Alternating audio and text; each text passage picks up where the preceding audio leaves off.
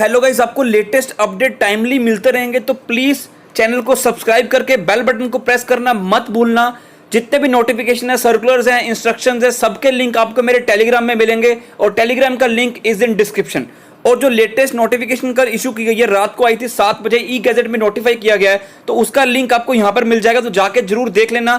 GST या 2B की revise cut off date के लिए न्यू नोटिफिकेशन आई है, तो उसको देखना मत भूलना। सो गाइस, आप देख सकते हो ministry of commerce and industry की लेटेस्ट अपडेट 7 मई को, सब्जेक्ट पेंडिंग कंप्लायंसेस। तो समझना बहुत इंपॉर्टेंट है। अगर आप एक खुद एसईजेड यूनिट हो या एसईजेड आपका कस्टमर है, आप एसईजेड को सप्लाई करते हो, तो इस केस में क्या बोला गया, pending compliances comma expiry of validity of LOA। Current lockdown में इसकी क्या प्रोविजन है और इसकी क्या एक्सटेंशन मिली है।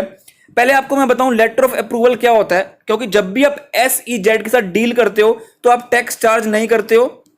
सिंपल, अगर आप देखोगे कि SEZ का नंबर क्या है, सर्च टैक्स पेयर में जाओगे, सिर्फ उससे काम आपका नहीं चलेगा। फॉर एग्जांपल, आपने किसी टैक्स पेयर को, जो आपका क्लाइंट है, कस्टमर है, आपने सर्च टैक्स पेयर में जाके चेक कर लिया कि हां वो नंबर SEZ में रजिस्टर्ड है, कि वो टैक्स पेयर एज SEZ है, बट सिर्फ इससे काम नहीं चलेगा, आपको उनसे सर्टिफिकेट मांगना पड़ता है, लेटर ऑफ अप्रूवल का, LOA। अगर आप एक अच्छे प्रैक्टिशनर हो तो आपको इसका पता होगा कि LOA आपको मांगना पड़ता है, लेटर ऑफ अप्रूवल। तो ये जो लेटर ऑफ अप्रूवल है गाइस, नॉर्मली 5 साल के लिए वैलिड रहता है। कभी कभी जब आप रिवाइज कर लिए जाते हो, मतलब कि आप हमें एक्सटेंड कर दो वैलिडिटी, तो वो 1 साल के लिए देते हैं। तो अभी क्या बोला जा रहा है, I am directed to refer to the subject जो ऊपर हमने डिस्कस किया, and due to COVID in order to facilitate the SEZ industry. समझ लेना, अगर आपका कस्टमर है तब भी आपको यह पॉइंट नोट करना है।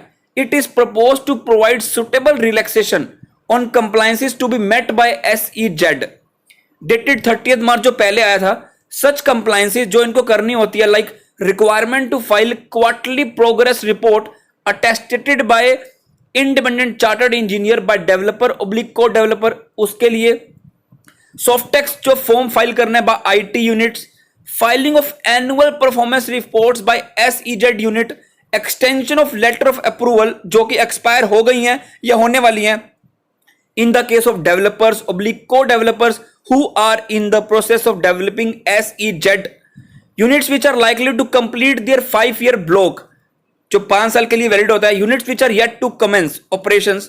तो उसके लिए क्या बोला जा रहा है, development commissioners are hereby directed to ensure that no hardship is caused to developer oblique unit, और इनके अगेंस्ट कोई भी एक्शन ना लिया जाए, क्योंकि अगर कोविड-19 में ये अपनी एप्लीकेशन को फिल नहीं कर पा रहे हैं, तो इनको क्या किया जाए, इंटरिम इनको रिलैक्सेशन दे दी जाए। Development commissioner shall ensure that the developer oblique को developer oblique units do not face any hardship due to such expiry of validity during this period of disruption, and ad hoc interim extension आपको दे दी जाए, deferment कर दी जाए अगर आपका LOA expire हो रहा है। तो अगर आपके कस्टमर ने आपको LOA पुराना दिया है तो वो आपके लिए वैलिड माना जाएगा, कि अगर किसी की पीरियड एक्सपायर हो रहा था 31 मार्च 21 तक, तो वो पीरियड, वो LOA माना जाएगा वैलिड टिल 30 जून। तो आप उनके साथ डील कर सकते हो without charging tax, may be granted without prejudice till 30 जून। और फर्दर इंस्ट्रक्शन ये आगे भी बढ़ेगा, क्योंकि सिचुएशन ऐसी चल रही है कि इसकी एक्सटेंशन फिर से आएगी, और further instruction of the development on the matter. तो इसको डाउनलोड करने के लिए टेलीग्राम को ज्वाइन करना मत भूलना।